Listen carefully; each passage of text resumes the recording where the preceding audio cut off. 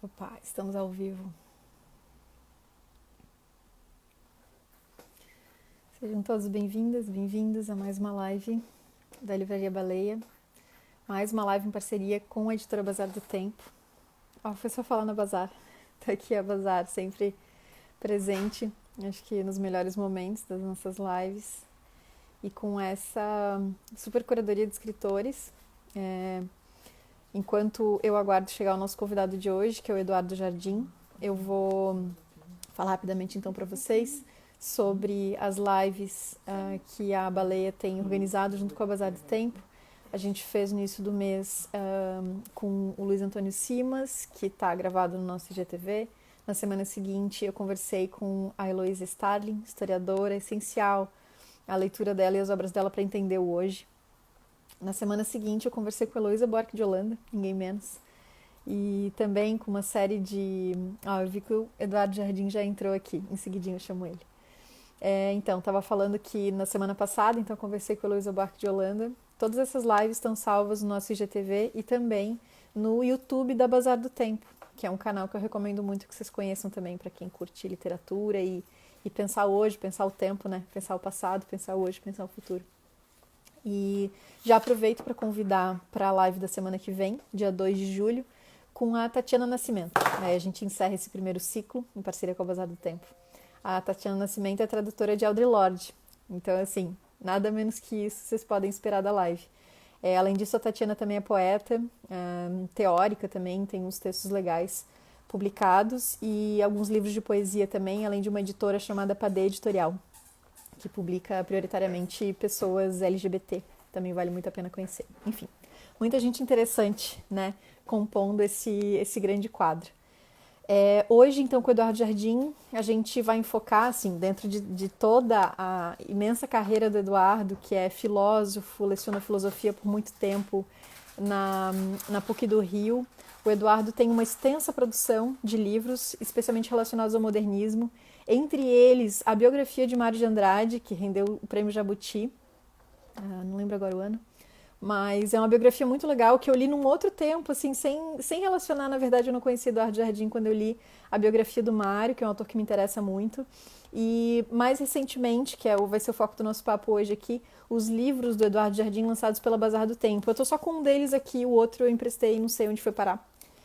Mas esse aqui, ó, Tudo em Volta Está Deserto, que é um ensaio, né, também dividido em 3 partes, em que o Eduardo faz aproximações, encontros entre literatura e música na época da ditadura, que muito me interessa conversar sobre isso. E o outro livro, também tão interessante quanto, se chama A Doença e o Tempo, que é sobre AIDS, um problema de todos nós. Então, temos esses temas para falar hoje. Para além disso, tem os livros que o Eduardo organiza também. Então, ele é coordenador da série Ensaios Contemporâneos, da coleção Ensaios Contemporâneos, que até o momento tem Hannah Arendt, Otávio Paz, gente de peso, que a gente precisa ler sempre, né? E especialmente hoje, né? Que eu acho que está um tempo bem sensível para essas coisas. Dito isso, vou chamar o Eduardo aqui para a gente começar a conversar. E para dizer que vocês podem participar, tá? Com perguntas aqui. Se a conexão permitir, eu vou deixando os comentários aqui ativados, tá? Mas se por acaso a conexão começar a incomodar, eu vou ter que desativar, então eu já vi. Não é por antipatia, é só por necessidade. Ainda assim, se a gente precisar desativar os comentários, tem uma caixinha de perguntas ali, vocês podem mandar que eu vou. Olá, Eduardo. Olá, Nani. Prazer Tudo estar aí bem, com você. querido? Que prazer falar contigo, assim, para mim é uma grande honra. Eu que acompanho E teus livros aí há um tempo. que bom. E sei de você também pela Cissa, que ela vive elogiando Ah, sua, querida. sua livraria. E que nome poderoso, hein? Não é? Opa. Sim, não, a Cissa, para quem não conhece, é a editora da Bazar do Tempo, né? É nada menos do que a ponte dessas lives todas que eu estava comentando aqui antes. Então, muito legal estar conversando contigo. Eu já tinha lido o livro A Doença e o Tempo antes, que é um tema que me interessa especialmente, né? Tanto assim para quem estuda questões feministas, questões de preconceitos, questões LGBTs, que é muito a área de interesse da Baleia e minha, né? A gente Aham. acaba chegando no tema da AIDS, que é um tema carregado de estigma, que a gente sabe que como tu bem titulaste o teu livro, né, é um problema de todos, né, mas ele acaba caindo como estigma em cima de outras pessoas. E eu li mais recentemente, então, o Tudo em Volta Está Deserto, que eu adorei, um ensaio que traz não sei, rememora 3 obras, né, de autores que eu admiro muito. Eu adoro Quarupi, adoro a Gal e adoro a Ana Cristina César. Então, acho que esse papo vai ser muito bacana. E tenho lido também Hannah Arendt, né? No que a Bazar do Tempo nos faz o grande favor de colocar no mercado obras, né, em traduções novas e tal. Exatamente. Então, fico muito Então, feliz. na verdade, você falou do Tudo em Volta Está Deserto, né? Que Isso. está aí com você, e A Doença e o Tempo, que são os livros que eu publiquei Ai, por boa. último na Bazar do Tempo. Na verdade, esses livros têm uma continuidade, porque Tudo em Volta Está Deserto trata de um período que vai de depois de 64, logo depois de 64. Quarupi é publicado em 1967, que é o assunto de que eu me ocupo no primeiro capítulo. Depois, o segundo capítulo tem como foco o show da Gal incrível, Gal a todo A todo vapor, vapor. que é de 72 e 71, 72. E, por fim, no terceiro capítulo, eu abordo a trajetória e a obra da poeta Ana Cristina César, que morre em 83. Sim, E depois eu me dei conta que, ao escrever A Doença e o Tempo, eu estava dando continuidade, de uma continuidade. certa forma, à história, porque a história da AIDS entre nós começa exatamente em 1983, o ano em que termina o Tudo em Volta Está Deserto. Sim. Então, tem essa ligação. Exato. E até é interessante como. Acho que o teu texto aqui sobre Ana Cristina César, né? Não sei, acho que a gente pode começar na ordem, então vamos começar pelo Tudo em Volta Está Deserto. Pode botar a ordem que você quiser. Vamos lá, então, porque os papos aqui são bem livres, tá? Se você quiser puxar um outro assunto para colocar no meio também, a gente não tem muita ordem. Mas também quando você faz essa retomada tão bonita sobre o que foi a obra da Ana Cristina César e como ela se desenvolveu no tempo em que ela se desenvolveu, né? Você também comenta que a Ana Cristina, ao mesmo tempo, enfim, morreu cedo, né? E ela não viu essa fatalidade da epidemia de AIDS que matou muitos amigos, inclusive dela, né? Na Exatamente. sequência, a gente sabe que ali nos anos 80 já estava aqui no Brasil já tomado, né? Uhum. Então acho que a gente pode, bom, vamos começar com Tudo em Volta Está Deserto, que daí a Claro, gente pode falar então desse tempo da ditadura, claro. porque por que me interessou tanto esse livro também, né? Eu vou falar assim bem, né, da minha leitura e quem estiver assistindo também pode comentar aqui, a gente vai conversando.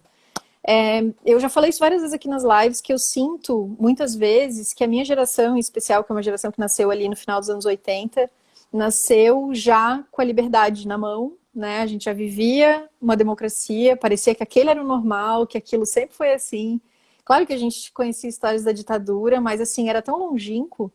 E eu acho que as pessoas que me rodeavam particularmente, ainda que politizadas, engajadas, elas estavam um pouco cansadas daquilo e queriam dar um tempo, e a gente já não se falava tanto, né? Então, a minha formação política, ela veio, e também pela quantidade de privilégios que eu acumulo, ela veio acontecer mais recentemente, quando a democracia voltou a ser ameaçada, né? Uhum. Então a gente passou muito tempo da vida assim, comendo mosca, né? E aí ler um livro desse teu que faz essa aproximação por meio das artes, né? Tanto da música, da literatura, é muito precioso. Então daí eu queria que tu reconstituísse um pouco para quem está nos ouvindo, ficar com Então, vontade de ler o livro, essa história do Quarupi, da Gal e da Ana Cristina. então, o livro, eu, na verdade, senti mesmo a necessidade de reconstituir a história da minha geração em um determinado momento. E primeiro fui me ocupar desse período sombrio da nossa história, em que eu era muito jovem, começo muito jovem, com três partes que tem o livro, né? Uma parte dedicada ao livro do Calado, que é o Quarupi, já falei, o show da Gal em seguida, e depois a obra da Ana Cristina. O que acho que talvez hoje não seja claro é que a ditadura não foi uma coisa só ao longo de todo o tempo, mas teve várias fases. Eu acho que hoje em dia talvez as pessoas não consigam dar conta dessas diversas etapas que nós vivemos. Então, aqui eu tento descrever momentos muito diferentes da relação entre a produção cultural e o que acontecia no campo da política. No caso do livro do Antônio Calado, do Quarupi, o livro foi escrito logo depois do golpe, em 65, 66, e foi publicado em 67. Já era um regime fechado, mas ainda havia possibilidade de publicar livros como o Quarupi, que são livros Sim. completamente críticos e contestadores, né? Com soluções radicais do ponto de vista político. Então, um livro que foi feito antes de 68, ou seja, antes do final de 68, antes do AI-5. Então, esse é um primeiro momento que a gente viveu, um momento em que já existia, já estava instalada a ditadura, mas era possível esse tipo de iniciativa. Muito, no caso dos livros, muito pela importância que teve a editora Civilização Brasileira, que foi Sim. corajosa no sentido de publicar essas coisas. O segundo momento do livro, que trata do show da Gal, já é completamente diferente, porque a gente estava vivendo, de fato, uma situação em que tudo em volta estava realmente deserto. Deserto. É o tempo mais sombrio mesmo da ditadura. Quer dizer, os nossos projetos que a gente tinha até 68, eles, de uma certa forma, foram bloqueados e nós ficamos isolados. Já não havia mais assembleia em faculdade, manifestação de rua. A única possibilidade da gente se juntar, da gente criar algum tipo de associação, era dentro de salas de teatro, era dentro de espetáculos de música.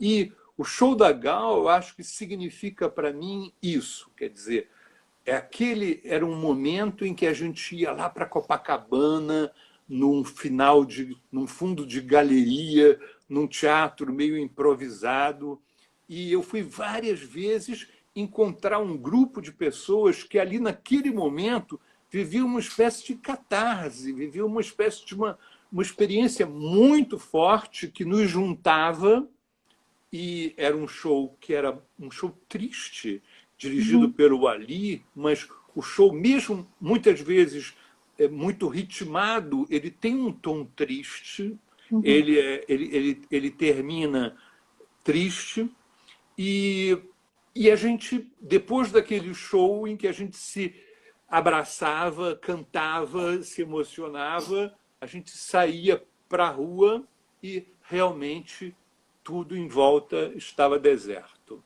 Então, Nossa, é emocionante. foi um segundo momento da nossa experiência nesse período brabo da nossa história política. O terceiro capítulo do livro, a terceira parte do livro, se ocupa da obra da Ana Cristina, que foi sendo feita ao longo dos anos 70, basicamente, e início dos anos 80 até 83, quando ela se matou. E é uma coisa assim, é uma situação completamente diferente que a gente encontra, diferente dos dois momentos anteriores. A Ana é como se ela se recolhesse, é como se a dimensão pública estivesse recolhida e fosse exaltada a figura da poesia, e fosse E é isso.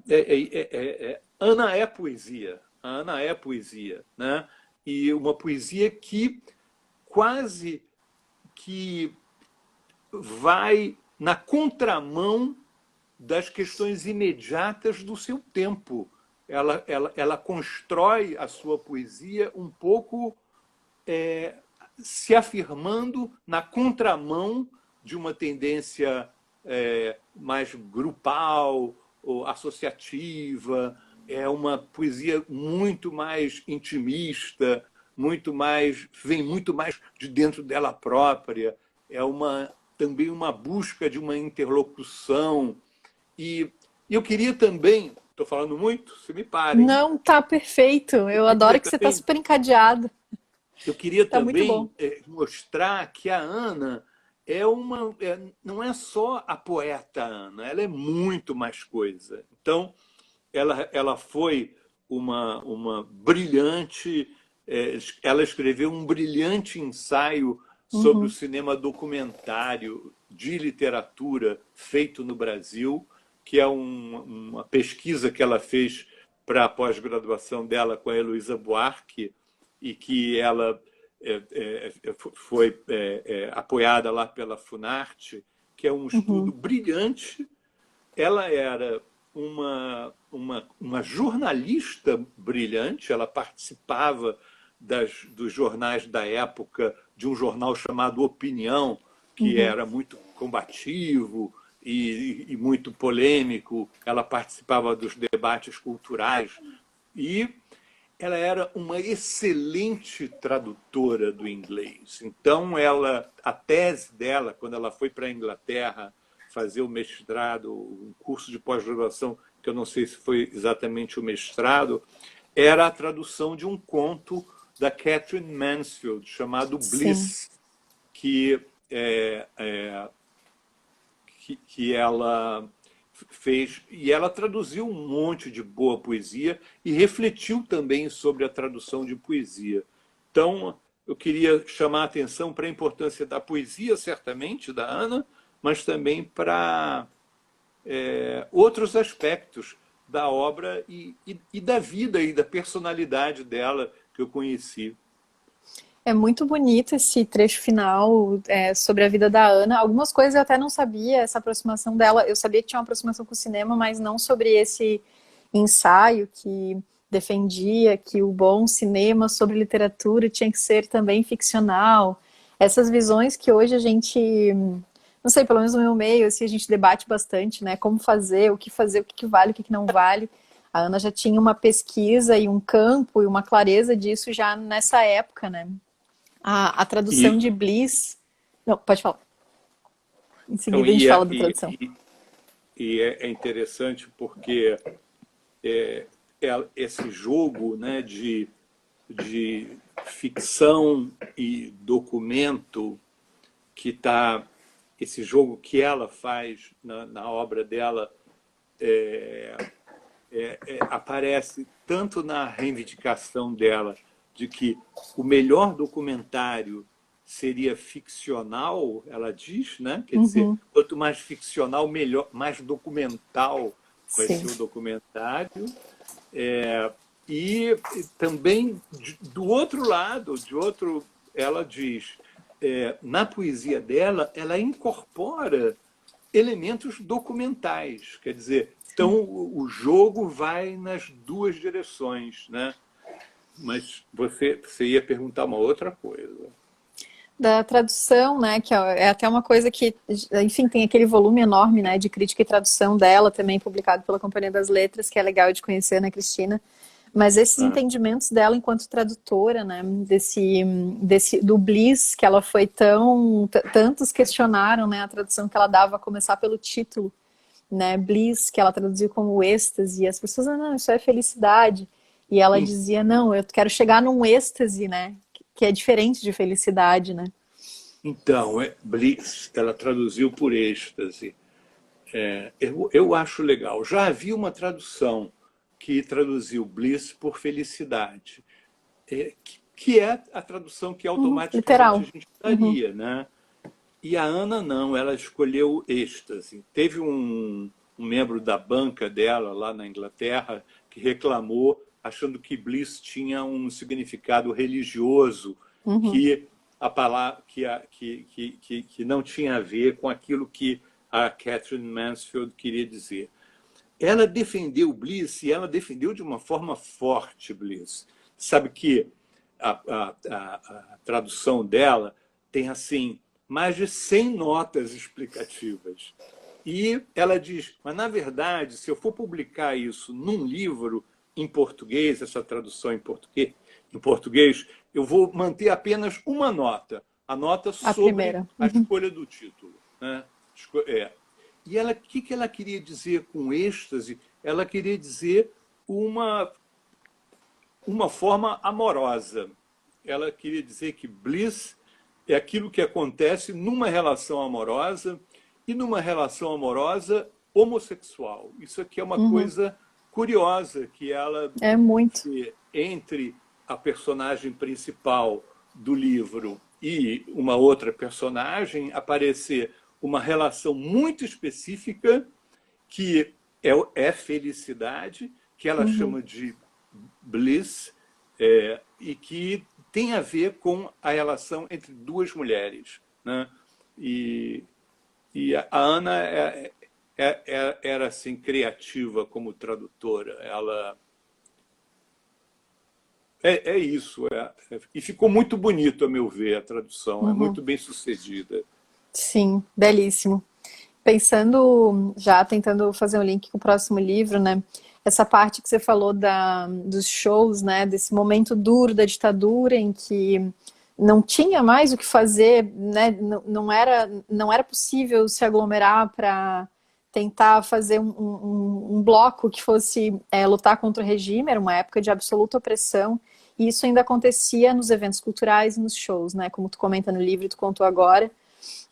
Em seguida, daí dando continuidade à tua história, vem a história da AIDS, né? Que foi esse vírus que ninguém sabia de onde vinha, se tinha vacina, se não tinha, como é que passava, rolou estigma. Pula para hoje, a gente vivendo essa situação em que temos um vírus que ninguém sabe de onde vem, que não tem vacina, que não se sabe como se prevenir dele. A gente não está podendo se aglomerar também para viver esse momento político do país de forma resistente, né? Então a gente foi obrigado a se recolher em casa e aceitar o que está vindo lá de cima e contar com quem está aí na rua, sei lá, a imprensa, alguém para denunciar essas coisas, mas a gente não está podendo se mexer, né? Eu tenho a impressão de que parece que a história veio vindo, essa história que tu veio contando, ela veio vindo e de repente ela freou com tudo e tudo se embaralhou agora no presente, né? Que é um jeito de olhar assim a história de hoje. Então acho que a gente pode, né, falar então do livro seguinte e do presente, aí se tu consegue ver. Eu vou guardar a tua pergunta, mas eu posso voltar Joia. um pouquinho a uma coisa da Ana que me interessa, eu acho que deve te Claro, interessar também, vamos lá. porque ela dizia que ela não era feminista. Acho que ela era Ai, meio isso é muito provocada. bom. Eu acho que ela era meio provocada pela Elo Buarque Uhum, sobre esse sei. tema do feminismo, e ela dizia que ela não era uma escritora feminista, mas que ela fazia uma literatura feminina. E Uhum, ela tenta definir o que é uma literatura feminina. É uma literatura que está sempre em busca da interlocução. E não importa que seja um homem ou uhum, uma mulher que esteja. Ela dizia que Guimarães Rosa fazia uma literatura feminina. Então, na verdade, eu acho que os autores que ela gostava eram autores que faziam literatura feminina, né? sim. Então, era a busca da interlocução, que basicamente é a busca da interlocução amorosa, no caso da Ana. Acho que isso é uma coisa legal de sublinhar na literatura dela. Não, eu achei isso fantástico realmente que está aqui no seu livro e que é um tema que a gente fica um pouco se batendo hoje, porque também assim, né? Naquela época eu imagino, até conversei com a Elô na semana passada, que não era toda mulher, ainda que feminista, ainda que tivesse uma obra visivelmente e sensivelmente feminista, não se dizia feminista porque não era muito bonito, né? Ao contrário É. de hoje em dia, né? Que acho que essa quarta onda vem com todo orgulho, né? Orgulho feminista. Uhum. Ao mesmo Uhum. tempo, a literatura feminina, hoje em dia, se tu fala isso, tu sai apedrejada, assim, porque também o que é o feminino, né? E já estamos Exatamente. quebrando esses Mas isso que ela fala da busca da interlocução, isso, a hora que eu li o livro, assim, na hora eu parei, olhei para o teto, assim, fiquei, porque tem a ver, né? Dela traz Guimarães Rosa, dizendo, né? Aquela literatura que não fala para si, né? Que não fica se autorreferenciando, né? Eu acho que tem uma coisa na literatura, sobretudo na poesia da Ana, de que as pessoas jovens gostam muito, que é esse tom coloquial e essa maneira dela se dirigir ao leitor. Você, leitor, com quem eu estou falando. É, Eu acho que isso. Eu conheço uma moçada, uma galera mais jovem, que gosta da Ana pelo fato de que quase conversa com a poesia da Ana. Né? É uma é poesia de verdade. um completamente coloquial, né? Isso é muito bacana. Mas voltando agora à sua pergunta, que era sobre Ah, o ok. outro livro, que era A Doença e o Tempo, né? Então é Isso. uma história que começa é, em 1983, que foi o ano em que nós ficamos aqui no Brasil sabendo da epidemia da AIDS. É o começo da história. E o livro também tem três partes. E uma primeira parte do livro narra a trajetória do vírus da AIDS desde a África, né, no início do século XX, num contexto da brutal colonização dos belgas do Congo belga. Então, a AIDS começa a se espalhar a partir desse contexto, a África desse período colonial. Depois, nos anos 60, a AIDS ela vem para a América, primeiro para o Haiti, Uhum. e para o Haiti porque foram haitianos que foram ajudar. O Congo, depois da independência, passou por uma situação miserável e as Nações Unidas mandaram soldados e técnicos ajudarem a recuperação do Congo. E como os haitianos falavam francês, Uhum. eles foram mandados trabalhar no Congo e trouxeram para a América, para o Haiti primeiro, o vírus, que depois se espalha para os Estados Unidos, seja através da imigração de haitianos para os Estados Unidos, seja através do comércio sexual de americanos que iam se divertir no Caribe. E, em seguida, depois de falar de África, de Haiti, dos Estados Unidos, eu falo do Brasil. E, para cada um desses momentos, eu tento explicar como é que foram as reações nesses diversos contextos. E, sobretudo, contrasto o que aconteceu nos Estados Unidos e o que aconteceu no Brasil, que são coisas, são enfrentamentos muito diferentes do problema da AIDS. No caso Sim. dos Estados Unidos, foram os movimentos sociais que enfrentaram a AIDS. Quer dizer, havia um movimento, sobretudo o movimento gay forte, e como a AIDS ela atinge a população gay de uma forma forte, havia um movimento gay potente que intervém e é ele que mobiliza o governo, os laboratórios farmacêuticos, a população, no sentido de conseguir uma vacina, ou um Um teste tratamento. em 85 Uhum. e cinco e em 87 a fabricação do primeiro remédio, que é o AZT. E depois continua. Pensa o caso de um movimento social como o ACT UP.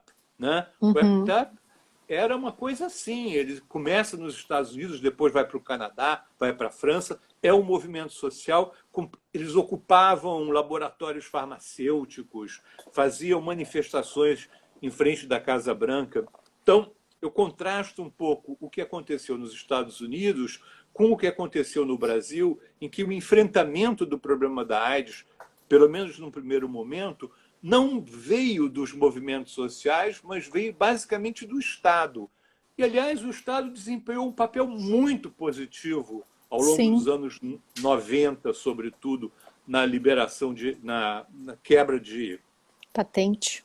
de patentes dos remédios, na liberação de remédios, com a criação do SUS. Quer dizer, então nessa primeira parte do livro, eu tento fazer uma história desse percurso que vem lá desde o início do século XX na África até o Brasil dos anos 80. Né?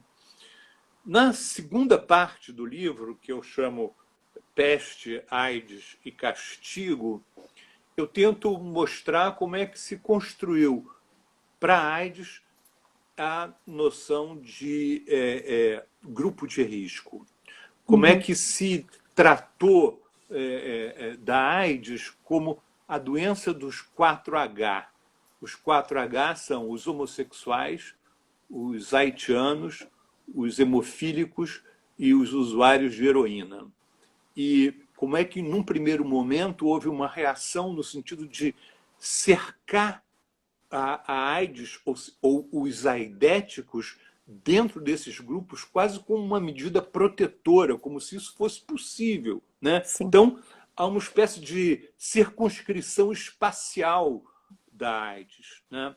No caso dos homossexuais, isso era especialmente importante para a perspectiva mais reacionária, conservadora, porque dizia, olha, esses caras que estão aí sofrendo o problema da AIDS, eles são até os culpados por isso, por tudo que eles fizeram ao longo dos anos 70, eles vão ser castigados pelo que eles fizeram. Então, havia uma estigmatização desses grupos de risco e especialmente dos portadores do HIV homossexuais masculinos. E Uhum. eu tento mostrar como é que não apenas a medicina desmente totalmente a ideia de grupo de risco, porque não existe grupo de risco. Todos são Sim. todos nós.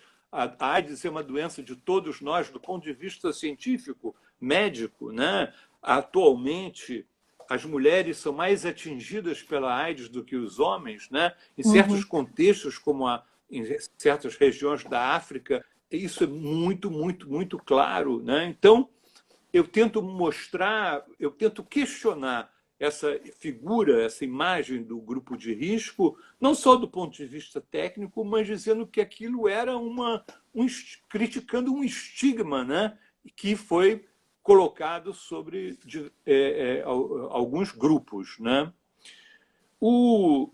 Você me para, hein, Nani? Tá, eu tô adorando. Assim mesmo, já tendo lido o livro, ver essa sua leitura realmente destacada dos pontos é muito bom. Eu tô adorando. Espero que as pessoas também. E aí a terceira parte é a parte que dá o título ao livro, que se chama A AIDS e o Tempo. Porque que eu acho? Acho que ao invés de circunscrever espacialmente a AIDS dentro de determinados círculos, dentro de determinados grupos, os tais malditos grupos de risco, eu acho que, na verdade, a AIDS trouxe a possibilidade de reexperimentar, de pensar, reexperimentar essa dimensão temporal da vida da gente. E por que isso acontece? Porque a AIDS, no início, quando não tinha AZT, nem AZT, quem estava contaminado iria morrer. Sim. Então, a AIDS colocou a gente cara a cara com o problema da morte, com o problema da nossa finitude, ou seja, com o problema da interrupção do tempo da vida. Uhum. Né?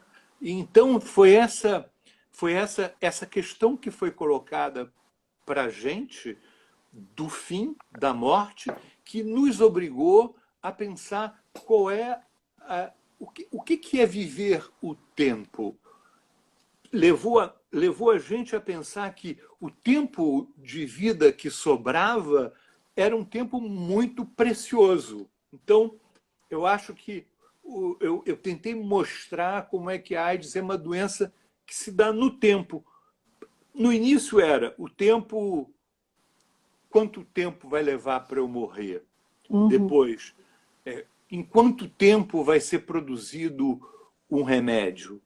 Depois, quando os remédios já começam a ser acessíveis, de quanto em quanto tempo eu tenho que tomar esse remédio? Então, a vida passa a ser ritmada pelo tempo, né? Então, eu tento mostrar que, diferentemente dos que pensavam espacialmente o problema da AIDS, na verdade, a AIDS é um problema do tempo, e o problema do tempo não é o problema de alguns, é o problema da vida de todos nós, que somos homens mortais, que experimentamos essa angústia diante da morte. É isso que eu tento mostrar no livro, né? Mas você trouxe também a discussão para agora, né? Chegando assim, com toda essa bagagem, né? E é realmente o tempo tomando de assalto a história, né? Como é que você enxerga, assim? Porque fica meio óbvio, né? Quando começou o lance do coronavírus, eu lembrei das pessoas indo para a rua, dizendo que não era bem isso. Houve um surto de AIDS entre jovens, muito jovens, né? Que já cresceram, nasceram já numa ideia de que a AIDS não mata, de que tem remédio, tem tratamento. Se eu pegar, tudo bem, não vou morrer. E aí as pessoas não se cuidavam, né? E aí passaram a pegar. Aí no início da pandemia agora é a mesma coisa, né? E aí essa espera, quando que vai sair a vacina? Quando que a gente vai poder sair de casa, né? E agora, de Isso. fato, assim, não há quem conteste que é um problema de todos nós, né? Eu Então, acho que tem, eu acho que tem coisas que aproximam e tem coisas que distanciam o que a gente vive hoje e a AIDS. Eu penso que a chegada da AIDS foi muito mais abrupta, sabe? A gente Uhum. foi surpreendido pela AIDS.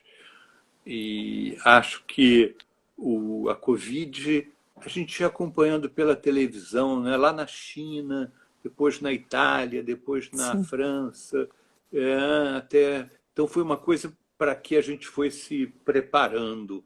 Acho que A isso é uma. informação chegou antes também, né? A informação chegou Chegou antes. antes da doença.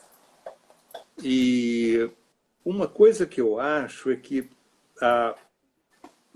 de diferente também é que a AIDS era menos abrangente do que é abrangente a Covid-19. Quer dizer, a população atingida pela AIDS era menor, certamente, do Uhum. que a população atingida pela Covid, né?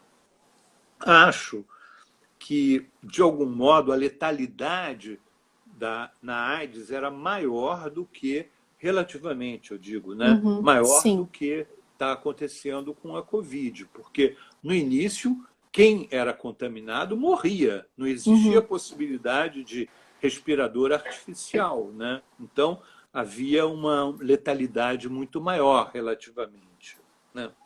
Uma coisa que eu acho também muito diferente entre a experiência de quem viveu a AIDS e quem viveu a Covid é que hoje eu experimento, eu moro aqui nesse apartamento sozinho.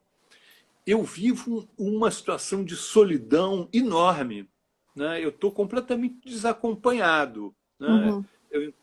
Uma coisa assim, eu vou ao mercado de máscara, e essa experiência da solidão nunca existiu na AIDS. Nós sempre, as pessoas estavam cercadas por grupos de amigos, e a gente vê na literatura da época, por exemplo, tem um conto da Susan Sontag que ela Puxa, é publicou, verdade. lembra, Que no New O York? Caio traduziu, né? Isso, Que é que é lindíssimo. incrível, porque o tempo todo os amigos Os se põem à amigos em volta. disposição para levar para o hospital, para trazer do É. hospital. E a gente viveu isso o tempo inteiro. Então tem essa coisa diferente, né, entre um companheirismo que a AIDS proporcionou, né, e essa solidão que a gente está vivendo agora nesse período da Covid. Isso acho que é muito diferente. Uma outra coisa que eu acho também que é diferente é que na AIDS, nitidamente, havia um estigma do doente da AIDS, né? Havia uma porção de metáforas negativas para caracterizar a doença e o doente da AIDS. E eu acho que não existe esse estigma quando a gente fala da Covid. Eu acho que é uma Uhum. coisa que é menos pesada do ponto de vista metafórico, como diria a Susan Sontag, né? Não tem Sim. tantas metáforas maléficas associadas à Covid como tinha com relação à AIDS. Então, eu acho que tem assim, acho que mais diferenças do que semelhanças Uhum. entre a AIDS e a Covid. Uma outra coisa que eu acho diferente é que, enquanto no caso da AIDS, no caso brasileiro, o Estado teve um papel importantíssimo no enfrentamento da AIDS, porque o Estado assumiu a responsabilidade pelo enfrentamento do problema com o SUS, com a quebra das patentes, com a distribuição de remédios de graça Uhum. estabelecida em lei. Né? Hoje, por contraste, a gente vive um caos no Estado com relação à Covid. Quer dizer, isso também é um contraste enorme. Né? A gente está vivendo uma situação de absoluto pandemônio com relação à É. Covid, coisa que não aconteceu no período da AIDS, de maneira nenhuma. Né? Então, eram. Mas eu fiz outras coisas com a Cissa. Vamos, ó, para avisar que a gente está conversando há 45 minutos e a E agora? gente, eu nem vi o tempo passar agora que eu olhei ali o relógio, mas ó, acho que a gente tem uns 10 minutos aí para encerrar com calma, né? Vamos falar das outras coisas para dar tempo. Mas ó, para te falar Então, que eu tô achando precioso assim essa visão, essa leitura das diferenças, né? Que acho que nos ajuda muito mais a crescer nesse momento, nessa leitura. Então é interessante esse testemunho. a gente não. É diferente, é É diferente. diferente, sim. Pode parecer no primeiro momento, mas. É diferente também uma coisa que eu acho que eu vejo a AIDS, talvez eu esteja enganado, mas eu vejo a AIDS como uma coisa meio isolada que aconteceu naquele momento e depois eu vejo ao longo já do século finalzinho do século XX, início do século XXI, o aparecimento de uma série de epidemias, Uhum, Ebola, SARS, Covid, que eu acho que elas talvez revelem uma mudança na história do mundo sim, e na nossa relação com a natureza, não sei, sim. que é uma novidade que a gente precisaria considerar. E eu acho que lá naquele momento da AIDS a gente não levantou essas questões, né? E poderia ter levantado, mas eu acho que agora, com a frequência com que essas epidemias aparecem, eu acho que a gente tem que colocar em questão, em discussão, a nossa relação com o próprio ambiente natural, porque parece que é na interação homem-natureza Uhum. que é ali que essas epidemias começam a acontecer e se espalham. Eu acho que isso é século XXI a gente está falando, né? Não é nem século XX mais. Sim. Mas Tal- outras. Fala. Talvez a Covid, não, talvez a Covid seja uma epidemia mais sistêmica, né? Talvez na interação com outras desordens, né? É, Então, faz muito sentido. eu andei lendo uns epidemiologistas americanos, uns caras super contestatários e tal, e eles fazem exatamente a relação entre o aparecimento dessas epidemias novas e da Covid com toda uma transformação na economia mundial, sobretudo Uhum, na área do agronegócio, que estabelece desequilíbrios que promovem o aparecimento e a mutação de vírus que acabam se espalhando numa velocidade também que antes não havia. Porque hoje o vírus está na China e amanhã cedinho ele já está em Milão, porque Pois. essa possibilidade de se transportar é enorme, né? Uhum. Olha, vamos longe. Quer falar dos outros projetos da coleção Ensaios Queria. Contemporâneos? Vamos Eu falar. adoro projetos. A Cissa me põe para trabalhar. Muito bom. A gente agradece. É uma coisa muito legal, porque a, a gente bolou uma coleção que se chama Ensaios Contemporâneos, que é uma coleção de traduções de ensaios centrais escritos no século XX, basicamente, e que não tinham tradução em português e que são muitas vezes ensaios que são usados em cursos e que as pessoas não têm acesso, não tinham acesso em português.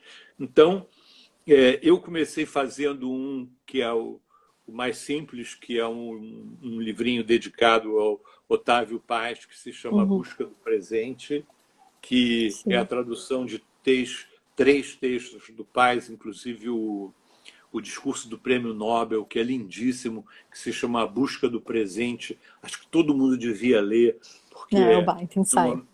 no, no momento em que no momento em que a gente perde a perspectiva do futuro, ele diz, é o momento da gente investir, da gente intensificar o nosso contato com o presente, né? Então, é a coisa que se dá no amor, a coisa que se dá na poesia, a coisa que se dá na confraternização, coisa que não se pode fazer hoje.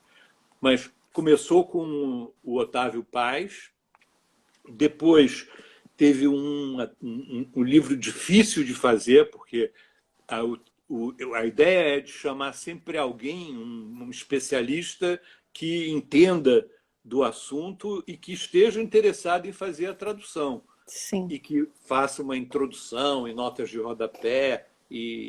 Então, eu chamei o Rodrigo Duarte, que é professor da UFMG, que é um grande estudioso da obra do Adorno, que traduziu 2 textos do Adorno, centrais também, e que nunca tinham sido traduzidos. Se chama A Arte e as Artes, e uma parte da teoria estética do Adorno. O Adorno geralmente é um escritor difícil de ler, né? Mas A Arte e as Artes é uma discussão sobre o cenário artístico do século XX, que é super didático e é tranquilo de ler. Não é um texto hermético, como geralmente são os textos do Adorno. O terceiro livrinho, não é um livrinho, o terceiro livro é feito pela Heloísa Starling e é uma seleção de textos da Hannah Arendt, que se chama, a gente deu o nome de Ação e a Busca da Felicidade, que é o nome de um dos ensaios que está aqui. E, bom, Hannah Arendt é um monte de coisas para mim, né? Sim. Inclusive, a gente está agora preparando uma coisa incrível que saiu nos Estados Unidos no ano passado, a publicação dos textos inéditos, tudo que tinha da Hannah Arendt, Uhum. de um período da última fase da vida dela, que se chama Pensar Sem Corrimão. Isso é a própria Hannah Arendt, né? Pensar Sem Sim. Corrimão. E a gente está preparando a tradução desse livrão. Muito Aí não vai bom. ser essa coleção, vai ser um livrão mesmo, traduzido por um grupo excelente de tradutores. Eu estou coordenando esse trabalho, o Pensar Sem Corrimão. E Que sai pela Bazar também. vai sair, espero que esse ano ainda, pela Bazar. Nossa, E bravíssima Bazar do nessa Tempo, gente. coleçãozinha tem 2 ainda, Nani, tem 2 livros em preparação. Um é o livro que a Márcia Cavalcante, que é a tradutora do Heidegger e de outras coisas, de poesia também, é um livro que é é um livro de ensaios do Paul Valéry sobre filosofia, porque Valéry escreveu muito sobre filosofia e, sobretudo, sobre Descartes. Uhum. Então, a Márcia fez uma seleção desses textos e a gente vai publicar também esse ano ainda. E ainda tem um outro livro sendo preparado Gente, para essa a- coleçãozinha, que é um alta livro produtividade. incrível, que é do Museu, sabe o Museu do Homem Sem Sim, Qualidades? Então, sim. ele escreveu um texto muito legal que se chama Sobre a Burrice. E a gente Mas vai. E é incrível. E a acho que é gente o vai livro que estávamos publicar esperando. aquilo que é o livro que a gente está esperando para Muito. começar a entender as coisas. E aí a gente tá fazendo essas coisas todas. Muito bom, gente. Olha só, essa parte quando chega nos projetos futuros, eu vejo que as pessoas se animam tanto, é tão bonito de ver quando vocês fazem coisas que vocês amam e acreditam, né? E que eu vejo que é muita a característica de todo mundo, dos autores que a Bazar me recomendou, que a gente conversou aqui nas lives, é essa, e tô vendo que contigo é a mesma coisa. Muito boas Que bom, novidades. que Muito bom. legal. Eu acho que, bom, né, com essas novidades, eu acho que a gente pode ir se encaminhando para os encerramentos, né? Que daqui a pouco o Instagram ele simplesmente corta, gente, a hora que dá 1 hora. Então eu prefiro fazer com calma. A gente vai então se despedindo. Eu queria te agradecer muitíssimo pela generosidade de parar esse momento e conversar com a gente, falar de forma tão detida e apaixonada pelos teus livros e os teus autores, né, do coração. Queria agradecer a Cissa da Bazar do Tempo que está aí acompanhando e também os comentários aqui. Eu vi que várias pessoas comentaram corações, obrigada, te agradecendo, elogiando Opa, os lindo. livros. A gente fez um sorteio também essa Oh, semana quero do. escrever o meu amigo querido. Acho que tem um pessoal aqui que te conhece, tem uns que acho que conhecem só de fama. Então, teve uma menina que ganhou o sorteio do Tudo em Volta Está Deserto. Ela está aqui também. Eu não lembro agora o nome dela, mas ela está aqui acompanhando. Ela vai receber o livro aí nos próximos dias, que a gente fez sorteio dos Opa, teus espero que livros. ela goste. Tomara que ela goste. Querido, muito obrigada. Obrigada para Obrigado a quem você, Anne. esteve aí A hora que você conversando com a quiser, vamos gente. falar mais. Vamos falar mais. Quando sair esses próximos livros, a gente pode fazer umas lives de lançamento. Aí a E gente quando eu fala de for um a livro Porto só. Alegre, eu quero conhecer a livraria. Fica Por onde? favor, fica no centro histórico de Porto Alegre. Numa ruazinha Ali bem perto da Rua da calminha, Praia, perto da Rua da Praia, um pouco mais para cima. Né? Tem essa perto lomba ali do daquele centro. centro cultural, como era Mário Quintana, não. Isso, do lado do Mário Quintana, você pega da livraria. Bem pertinho. E cortar, cortar. Tá Opa, bom. voltei? Beijo. Voltei. Beijo, Voltou. querido. Pensei que Obrigada. tivesse cortado. Beijo. Obrigado a todo mundo, Tchau, tá? tchau. Obrigada, gente.